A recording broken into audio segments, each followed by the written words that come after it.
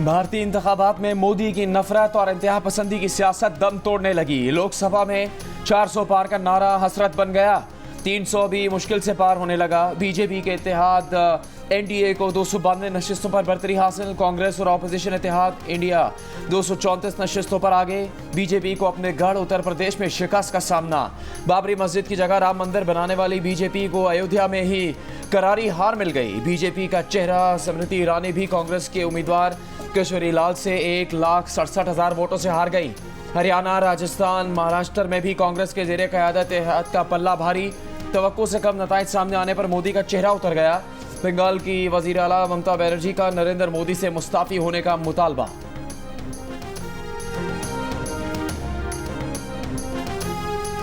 भारतीय ऑपोजिशन जमात कांग्रेस के रहनुमा राहुल गांधी का कहना है कि ये इंतखाब हमने भारत की हुकूमती मशीनरी के खिलाफ लड़ा। हमारी लड़ाई भारतीय आइन को बचाने की थी। हुकूमत ने पार्टियां तोड़ी, ऑपोजिशन के खिलाफ कार्रवाइयां की। भारतीय अवाम ने आइन बचाने में हमारा साथ दिया। भारत ने मुत्तफिका फैसले में मोदी को मुस्तरद कर दिया है। भारतीय अवाम ने फैसला सुना दिया है कि उन्हें मोदी नहीं चाहिए। भारतीय वज़ीर आज़म नरेंद्र मोदी ने दावा किया कि उनके तीसरे दौरे इक़्तिदार में भारत दुनिया में तारीख रकम करेगा। भारतीय अवाम 10 घंटे काम करेंगे, मोदी 18 घंटे काम करेगा। भारत के अवाम ने नया एतमाद दिया है।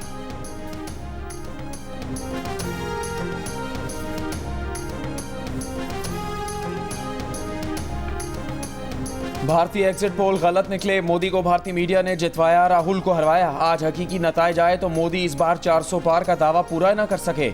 राहुल गांधी को एग्जिट पोल ने दिखाया कि सिर्फ 120 सीटें जीतेंगे, वो 234 से ज्यादा सीटें ले गए। मुकाबला कड़ाके का निकला। हकीकी नताइज पर भारतीय स्टॉक मार्केट का भट्टा बैठ गया। एक मौके पर 4,000 से ज्यादा पॉइंट्स गिर गए। मोदी के अरबपति दोस्त गौतम अडानी के भी 1 खरब रुपए डूब गए। अडानी एंटरप्राइजेस के हिस्से 25% गिर गए। एग्जिट पोल की बुनियाद पर कल भारतीय स्टॉक मार्केट में तेजी रही थी। सरमाकारों को लाखों करोड़ों रुपए का फायदा हुआ था। राहुल गांधी और अरविंद केजरीवाल पहले ही भारतीय मीडिया के एग्जिट पोल को मुस्तरद कर चुके थे। सुप्रीम कोर्ट में सुन्नी इत्तेहाद काउंसिल की मखसूस नशिस्तों के केस की समाअत के दौरान पीटीआई से बल्ले का निशान लेने के फैसले पर बहस। जस्टिस मुनीब अख्तर ने कहा कि मखसूस नशिस्तों का मामला इलेक्शन कमीशन की एक कानूनी गलती की वजह से पैदा हुआ जो उसने इंतखाबी निशान केस में की। सुप्रीम कोर्ट ने इस गलती को दुरुस्त करने की बजाय उसकी तौसीक की। अपने कुलीग से पेश की माजरत के साथ कहता हूँ कि सुप्रीम कोर्ट ने इलेक्शन कमीशन की गलती पर रबर स्टैंप लगा दी।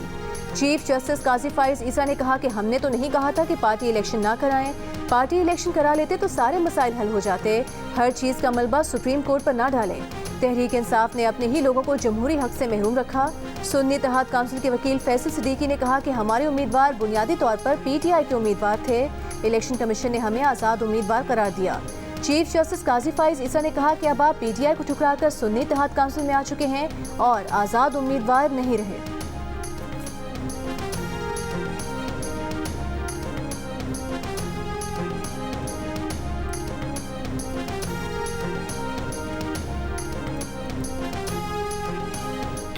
जो असल स्टेक होल्डर है, वोटर, वो हमारे सामने नहीं है। You are here before the guardian of the fundamental rights and the most important right is the right to vote. अब क्वेश्चन यहाँ पे ये है, there were complaints of political party थी PTI, it was consistently complaining that it was not getting a free hand to contest the elections, level playing field नहीं थी।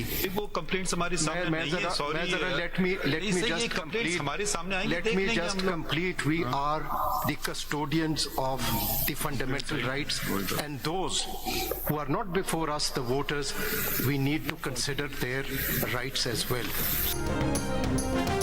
मखसूस नशिस्तों के केस की समाअत के दौरान जस्टिस अतर मिनल्ला और चीफ जस्टिस काजी फाइज ईसा के दरमियान मुकालमा। जस्टिस अतर ने कहा इस केस के असल स्टेक होल्डर्स वोटर्स हैं जिन्हें मद्देनजर नहीं रखा जा रहा। वकील और जजेस आवाम के आईनी हकूक के मुहाफिज हैं और सबसे बुनियादी आईनी हकूक वोट देने का हक है। पीटीआई मुसलसल लेवल प्लेइंग फील्ड न मिलने की शिकायत करती रही है। चीफ जस्टिस काजी फाइज ईसा ने मदाखलत करके कहा कि लेवल प्लेइंग फील्ड का मामला इस वक्त हमारे सामने नहीं है, जब आएगा तो देखेंगे। जिस पर जस्टिस अतर ने कहा उन्हें बात मुकम्मल करने दी जाए। यहाँ वोटर्स के हक के मद्देनजर नहीं रखा जा रहा। पूरी रियासती मशीनरी एक पार्टी को दबाने के लिए मसरूफ रही। हमें ये जाहिर नहीं करना चाहिए कि सब अच्छा है, सब अच्छा नहीं है।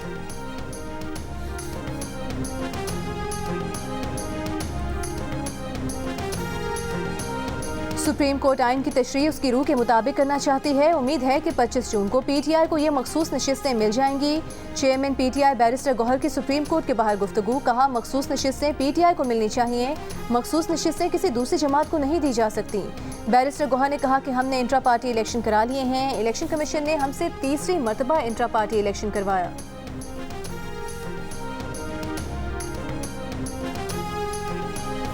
अब किसी पे इल्जाम लगाने से काम नहीं चलेगा। अब आपको सबूत शवाहिद देने पड़ेंगे कि किसने मदाखलत की, क्योंकि मदाखलत की और के शवाहिद आ गए, हम आपके साथ खड़े। अब पाकिस्तान में कोई पगड़ी उछालेगा तो पगड़ी का फुटबॉल, हम उनकी पगड़ियों का फुटबॉल बनाएंगे। सवाल ये कि जवाब ही नहीं आ रहा। अब हम शक व शुबात बढ़ रहे हैं। मैं उम्मीद कर रहा हूं कि ये जवाब जल्द आएगा और आना चाहिए और लेंगे इंशाल्लाह। तौहीन अदालत नोटिस पर मुस्तफ़ा कमाल ने सुप्रीम कोर्ट से गैर मशरूत माफ़ी मांग ली। फैसल वावडा की अदालत से तहम्मुल का मुजाहरा करने की इस्तेदा।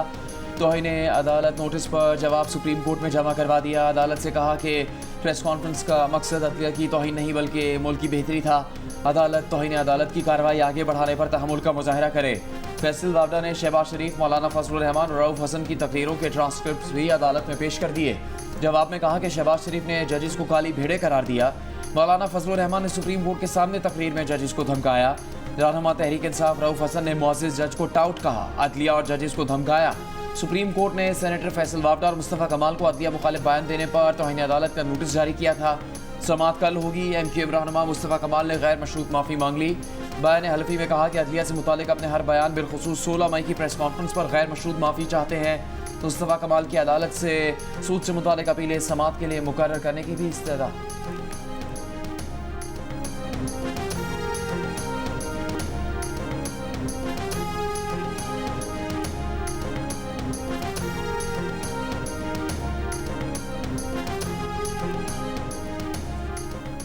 आप वक्त के इलेक्टेड प्राइम मिनिस्टर को घर भेज सकते हैं, आपके पास वो ताकत है, और आपको ये पाबंदी ही नहीं है आपके ऊपर कि आप किसी और मुल्क की शहरियत रख सकें। ये बहुत बड़ा क्वेश्चन मार्क है। अब ये नया वार हुआ है और ऐसा लग रहा है कि अब जुडिशरी और फौज के दरमियान जंग चल रही है। वज़ीर आज़म शहबाज शरीफ की चीन की कम्युनिस्ट पार्टी के शेंजन के सरबराह और सूबा ग्वांगडोंग के नायब सरबराह मेंग फेंगली से मुलाकात। वज़ीर आज़म ने कहा कि पाकिस्तानी क़यादत और अवाम हर मुश्किल वक्त में चीन के ताउन पर चीनी क़यादत और उसके अवाम के मशकूर है। पाकिस्तान चीन की वन चाइना पॉलिसी की भरपूर हिमायत करता है। शेंजन लाहौर का सिस्टर शहर और ग्वांगडोंग पंजाब का सिस्टर सूबा है। हमारी हुकूमत सीपेक के दूसरे मरहले में पाकिस्तानी और चीनी कंपनीज के इश्तराक और सरमायाकारी से मुल्की बरामदात में इजाफे के लिए कोशा है। पाकिस्तान चीन के साथ इंफॉर्मेशन टेक्नोलॉजी, मसनूई ज़हानत, जदीद ज़राअत और दीगर शोबों में इश्तराक के फ़रोग़ का ख्वाह है। मेंग फेंगली ने कहा कि शेंजन की हुकूमत और शेंजन के लोगों के लिए आपकी मेज़बानी एजाज़ की बात है। मुलाकात के बाद मेंग फेंगली ने वज़ीर आज़म और पाकिस्तानी वफ़द के एजाज़ में इशाइये का एहतमाम किया। वज़ीर आज़म शहबाज शरीफ 5 रोज़ा दौरे चीन पर हैं।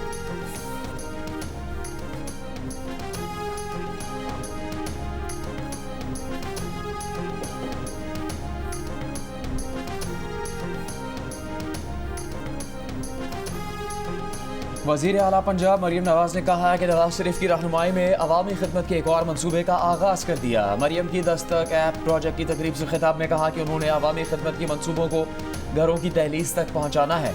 फील्ड अस्पताल तकरीबन 6000 लोगों का रोज़ इलाज कर रहे हैं। एयर कंडीशन कंटेनर के अंदर एक हॉस्पिटल है। तकरीब के अख्ताम पर मरियम नवाज प्रोजेक्ट में शरीक बच्चियों और बच्चों से घुल मिल गई। बच्चों ने वज़ीर आला पंजाब के साथ सेल्फीज़ बनाई। मरियम नवाज ने भी बच्चों के साथ सेल्फी बनाई। वज़ीर आला पंजाब ने कहा कि काश्तकारों के लिए किसान कार्ड का आगाज़ कर दिया है। सालाना 300 अरब रुपए के कर्जे दिए जाएंगे। हर किसान एक फसल के लिए 1.5 लाख रुपए तक कर्ज हासिल कर सकेगा। वज़ीर आला पंजाब मरियम नवाज से कतर के सफ़ीर अली बिन मुबारक अल खातिर की भी मुलाकात। नवाज शरीफ भी मौजूद थे।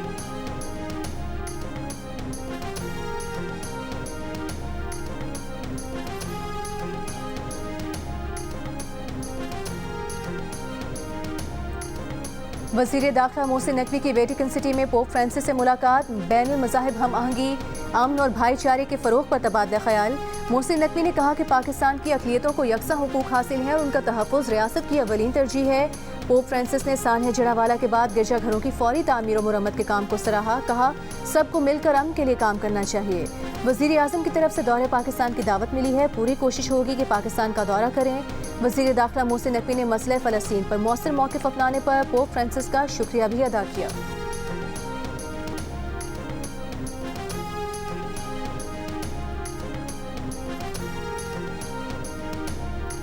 अयूब खान से लेकर आज तक एहतसाब हमारी तरजीह नहीं। सारा एलीट इसके खिलाफ है कि कोई एहतसाब या तहकीकात हो।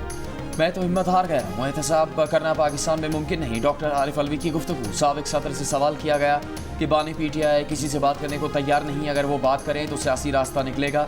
आरिफ अलवी ने कहा अगर वो माली से बात करेंगे तो उन्हें घर किराए पर चाहिए, तो उन्हें कहा जाएगा कि मालिक से बात करो। आरिफ अलवी से सवाल किया गया कि आप चौकीदार से बात कर ले, तो साबिक सदर ने जवाब दिया कि चौकीदार अगर घर का मालिक होगा तो उन्हें कोई एतराज़ नहीं।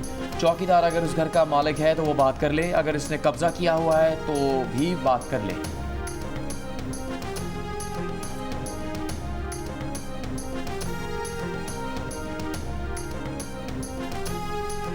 वज़ीर आला खैबर पख्तूनख्वा से बरतानवी हाई कमिश्नर जेन मैरियट की मुलाकात। सूबाई हुकूमत और बरतानवी इदारों के मनसूबों में इश्तराक को वुसअत देने पर इत्तेफाक। अली अमीन गंडापुर ने कहा कि सरमायाकारी के पेचीदा मराहिल को आसान बनाने पर काम कर रहे हैं।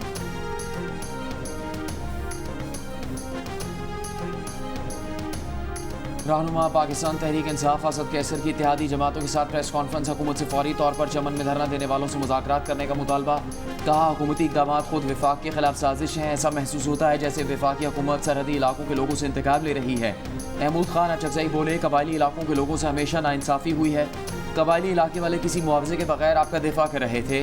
अल्लामा राजा नासिर अब्बास का कहना था कि कबायली इलाकों का सोशल सिस्टम तबाह करके इनको दहशतगर्दों के सुपुर्द कर दिया गया, जाने टुकड़ों में बांटा जा रहा है, इलाकायत और कौमियत के नाम पर तकसीम किया जा रहा है।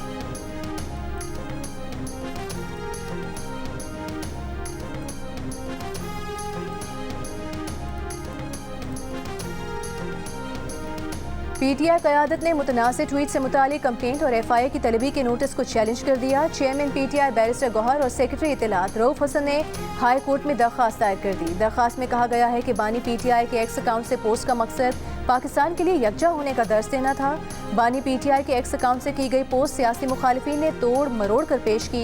इस्लामाबाद हाई कोर्ट के रजिस्ट्रार ऑफिस ने दरख्वास्त पर एतराज़ लगा दिया। केस एतराज़ के साथ कल जस्टिस मोहसिन अख्तर कियानी की अदालत में समाअत के लिए मुकर्रर।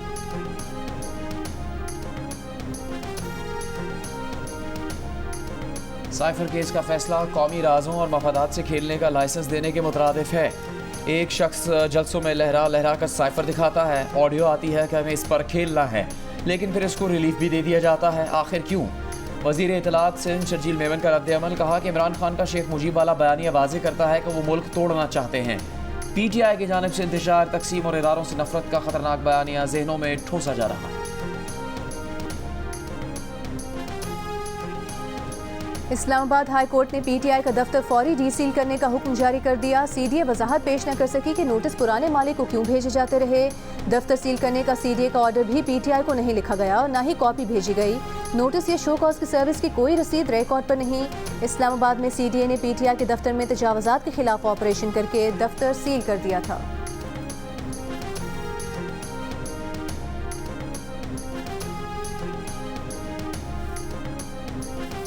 FIA साइबर क्राइम विंग की रिपोर्ट से साफ जाहिर है कि जस्टिस बाबर सत्तार के खिलाफ 3 हैशटैग्स पर मबनी मुनज़्ज़म मुहिम थी। बड़ी मायूसी के साथ कहना पड़ रहा है कि ISI की रिपोर्ट नामुकम्मल है। जस्टिस बाबर सत्तार के खिलाफ सोशल मीडिया मुहिम और फैमिली डेटा लीक करने पर तौहीन अदालत केस की कल की समाअत का तहरीरी हुक्म जारी। इस्लामाबाद हाई कोर्ट के हुक्मनामे में कहा गया है कि ISI की रिपोर्ट के पहले 2 सफ़ात पर कहा गया अकाउंट्स गैर फाल होने के बायस पेशरफ नहीं हो सकती। अदालत ने पूछा अगर सदर या आर्मी चीफ पर तौहीन मजहब के इल्ज़ामात लगें तो क्या ISI यही जवाब देगी। अदालत ने यह भी पूछा कि क्या ISI 5th जनरेशन वॉर्फ का मुकाबला करने की सलाहियत रखती है। अदालत को इन दोनों सवालों से मुतालिक जवाब नहीं मिल सका। तहरीरी हुक्म में कहा गया है कि दरार समाअत एडिशनल अटॉर्नी जनरल और इमिग्रेशन हुकाम ने वाज़ेह किया कि ग्रीन कार्ड महज एक सफरी दस्तावेज है। इस वजाहत के बाद हुकूमत ने जस्टिस बाबर सत्तार के खिलाफ ट्वीट्स में इल्ज़ामात के झूठ होने का एतराफ़ कर लिया।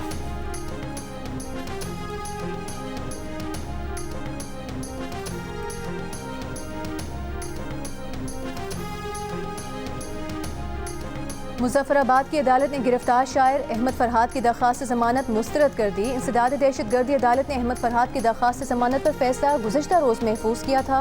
अहमद फरहाद को गुज़श्ता रोज़ दरख्वास्त जमानत की समाअत के बाद अदालत में पेश किया गया था। हैदराबाद में सिलेंडर धमाके के मजीद 2 जख्मी सिविल अस्पताल कराची में दम तोड़ गए। हादसे में जाम अफराद की तादाद 18 हो गई। हादसे में जख्मी 15 साल की अलीशा भी दम तोड़ गई। अलीशा का 8 साला भाई हसन भी हादसे में जाम बहक हो गया था। परेटाबाद में 30 मई को गैस सिलेंडर के दुकान में धमाके के बाद आग लगी थी। गवर्नर सिंध कामरान टेसोरी की सिविल अस्पताल हैदराबाद में सिलेंडर धमाके में जख्मी होने वालों से मुलाकात। गवर्नर सिंध का मुतासरीन को 20-20 लाख रुपए इमदाद देने का ऐलान।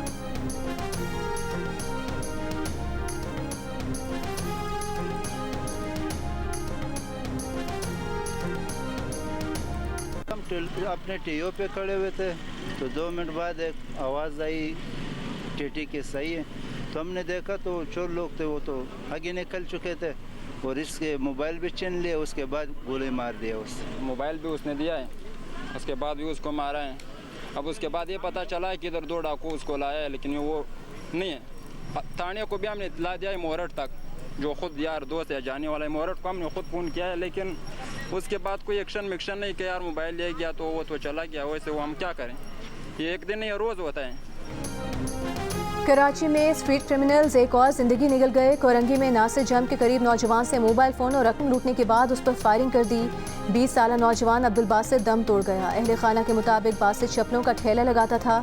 उसका ताल्लुक कोयटा से था। नमाज जनाजा के बाद बासित की मैयत कोयटा रवाना कर दी गई। भाई की मुद्दत में मुकदमा दर्ज। कराची में स्ट्रीट क्रिमिनल्स के हाथों रवा साल मारे गए शहरियों की तादाद 72 हो गई।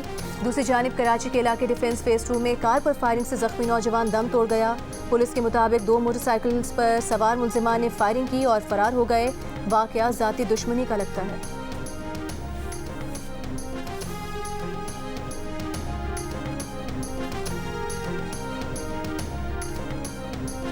चेयरमैन MQM खालिद मकबूल सिद्दीकी का वज़ीर आज़म शहबाज शरीफ और वज़ीर दाखिला मोहसिन नकवी से राबता। खालिद मकबूल सिद्दीकी की वज़ीर आज़म से हैदराबाद का दौरा करने की दरख्वास्त।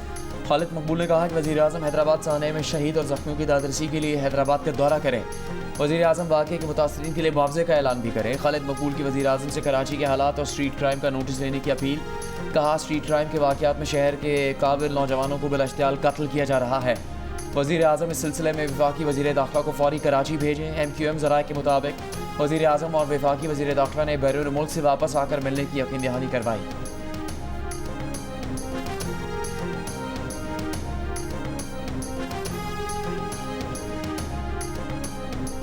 T20 वर्ल्ड कप में अफगानिस्तान का शानदार आगाज। पहली मरतबा मेगा इवेंट में शरीक युगांडा को 125 रन से हरा दिया। फातेह टीम ने 5 विकेट्स पर 183 रन बनाए। युगांडा की टीम 58 रन पर ढेर हो गई। दिन के दूसरे मैच में स्कॉटलैंड का इंग्लैंड के खिलाफ टॉस जीतकर बैटिंग का फैसला, लेकिन ब्रिज टाउन में खेल बारिश के बायस वक्त पर शुरू ना हो सका। डेलस में भी बारिश। नेपाल और नीदरलैंड्स का मैच ताखीर के बाद शुरू हो गया।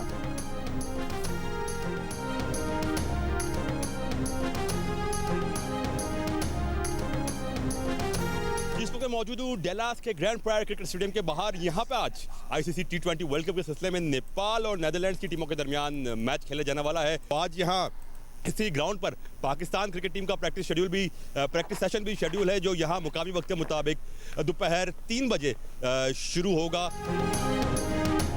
ICC T20 वर्ल्ड कप में high voltage match. Pak Bharat Thakare के लिए सिक्योरिटी हाई अलर्ट। स्नाइपर्स को स्टेडियम के इर्द गिर्द तैनात करने का फैसला। ग्राउंड के अंदर special weapon and tactics teams और सादा लिबास एहलकार ड्यूटी देंगे। पाक भारत मैच 9 जून को न्यूयॉर्क के निसार स्टेडियम में खेला जाना है।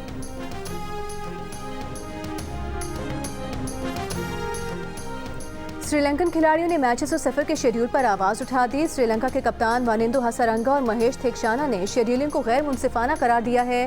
श्रीलंका उन 2 टीम्स में से है जिसने इब्तिदाई राउंड के 4 मैच 4 वेन्यूज पर खेलने हैं। भारत और जनूबी अफ्रीका के इब्तिदाई राउंड में 4 में से 3 मैचेस एक ही वेन्यू पर रखे गए हैं।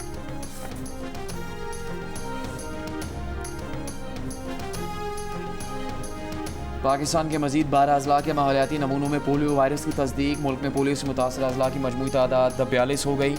हुकाम के मुताबिक सिंध में कराची, साउथ ईस्ट, कोरंगी और मीरपुर खास मुतासर हैं। खैबर पख्तूनख्वा में लकी मरवत और पेशावर, जबकि बलूचिस्तान में औस्ता मोहम्मद, चमन, कोयटा और मस्तूंग के माहौलियाती नमूनों में भी पोलियो वायरस की मौजूदगी की तस्दीक हुई है। सिंध में इंसदाद टाइफॉइड मेगा मुहिम में करप्शन का इंकशाफ। डिस्ट्रिक्ट सेंट्रल कराची से EPI को भेजे गए 227 सुपरवाइजर की लिस्ट जाली निकली। फराहम करदा लिस्ट में शामिल अफराद के बैंक अकाउंट्स में ट्रांसपोर्टेशन की मद में मजमूई तौर पर 3,88,80,000 रुपये मुंतकिल किए जाने थे। पैसों की मुंतकिली से पहले रोजनामा जंग की खबर में इंकशाफ हुआ कि EPI को भेजी गई 227 अफराद की लिस्ट में सिर्फ 11 सुपरवाइजर्स हैं। दीगर अफराद का इंसदाद टाइफॉइड मुहिम से कोई ताल्लुक नहीं। खबर सामने आने के बाद EPI हुकाम ने अदायगियाँ रोकी। वज़ीर सेहत डॉक्टर अज़रा फजल पिचोहो ने छानबीन कराई और मालूम हुआ कि सुपरवाइजर बताए गए 227 में से 216 अफराद गैर मुतालिका हैं जो फील्ड में मौजूद ही नहीं।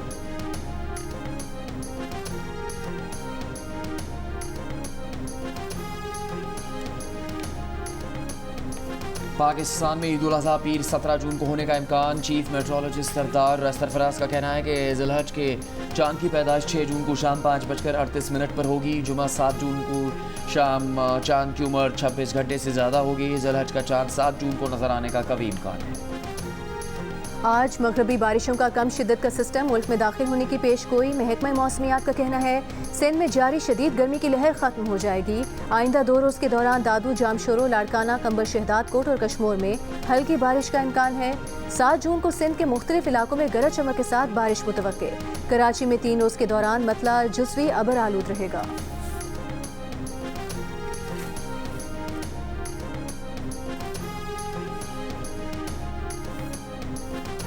50% पाकिस्तानियों का मौसमियाती तब्दीलियों से निपटने के लिए हुकूमत से डूबोर का मुतालबा। हुकूमती इकदाम को नाकाफी करार दिया, मगर इनफरादी सतह पर खुद भी कोई कदम उठाने से साफ इनकार किया। गैलप पाकिस्तान के सर्वे में इंकशाफ। मौसमियाती तब्दीलियाँ रोकने के लिए खुद कुछ करने के सवाल पर 42% पाकिस्तानियों ने खुद को इकदाम ना करने का कहा। अलबत्ता 19% ने रिसाइकलिंग, 18% ने कार और 7% ने गोश्त का इस्तेमाल तर्क करने को अपनी तरजीहात बताया। पाकिस्तानियों का मौक़िफ़ आलमी राय-ए-आमत से मुख्तलिफ नज़र आया, जिसमें अक्सरियत यानी 64% ने रिसाइकलिंग को मौसमियाती तब्दीलियों से निपटने के लिए अपनी पहली तरजीह कहा। 29% ने तेज़ी से बदलते फैशन से परहेज़ और 22% ने ऑर्गेनिक अशिया की खरीदारी को अपनी तीसरी तरजीह करार दिया। आलमी सतह पर सिर्फ 12% ने कुछ ना करने का कहा।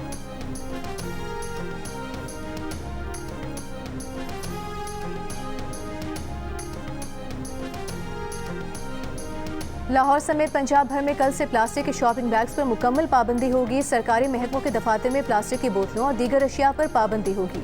हुकाम का कहना है कि शहरी कपड़े के थैले और टोकरियों का इस्तेमाल करें। इस्लामाबाद में शारा दस्तूर पर पुलिस एहलकार को टक्कर मारने वाली खातून बरतानवी सिफारतकार निकली। बरतानवी हाई कमीशन के 3rd सेक्रेटरी के खिलाफ थाना सेक्रेटेरिएट में मुकदमा दर्ज। सरकार की मुद्दत में दर्ज मुकदमे में लापरवाही और इशारा तोड़ने की दफात शामिल हैं। FIR के मुताबिक बरतानवी हाई कमीशन के 3rd सेक्रेटरी ने ट्रैफिक इशारा तोड़ा। तेज़ रफ्तार गाड़ी ने मोटरसाइकिल को टक्कर मारी। सवार पुलिस एहलकार शदीद जख्मी हो गया।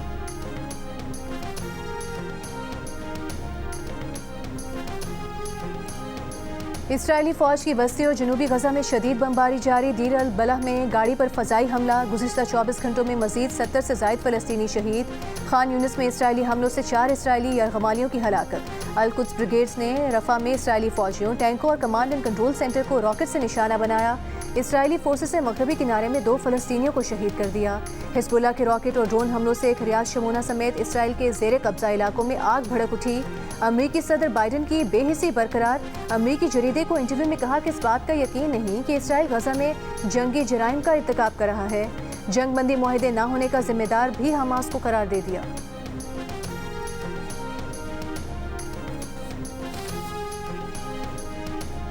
आलमी मार्केट में खाम तेल कीमत में 2% तक कमी। ब्रेंट खाम तेल $77 फी बैरल की सतह पर। दौरान ट्रेडिंग WTI खाम तेल $73 फी बैरल पर मौजूद। गैस की कीमत $2.76 की सतह पर मुस्तहक। 2009 की T20 वर्ल्ड कप के हीरोज़ का PCB पॉडकास्ट में इजहार ख्याल। Player of the tournament Shahid Afridi का कहना है, जिस एतमाद से 2009 T20 वर्ल्ड कप का फाइनल खेला, यकीन था कि कोई भी पाकिस्तानी टीम को नहीं रोक सकता। मिसबाह उल हक ने कहा कि 2007 की नाकामी का बहुत दुख था। 2009 में आलमी चैंपियन बनने पर वो सबसे ज़्यादा खुश थे। मौजूदा टीम को खुद पर यकीन रखना होगा कि ये टीम T20 वर्ल्ड कप जीत सकती है।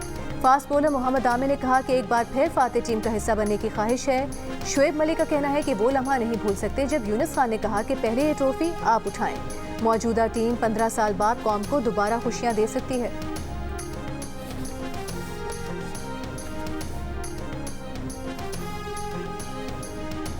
लाहौर में पाकिस्तान फुटबॉल लीग की लॉन्चिंग सेरेमनी। इंग्लैंड के नामवर फुटबॉलर माइकल ओवन समेत दीगर मुल्की और गैर मुल्की मेहमानों की शिरकत। इब्तदाई तौर पर लीग 5 टीम्स का ऐलान। Sialkot United, Zalmi FC, Lahore FC, Faisal Lions और लियारी टाइगर्स के दरमियान मुकाबलों का आगाज़ अक्टूबर में होगा। इंग्लिश फुटबॉलर माइकल ओवन का कहना है कि उन्हें पाकिस्तान फुटबॉल लीग का एम्बेसडर बनने पर फ़ख्र है। लीग चैलेंजिंग होगी। उन्हें अंदाज़ा है कि पाकिस्तान में क्रिकेट मकबूल तरीन खेल है, सख्त मेहनत करना होगी। PFL के सदर अहमद कंवर कहते हैं कि लीग का मकसद फुटबॉल को फ़रोग देना है।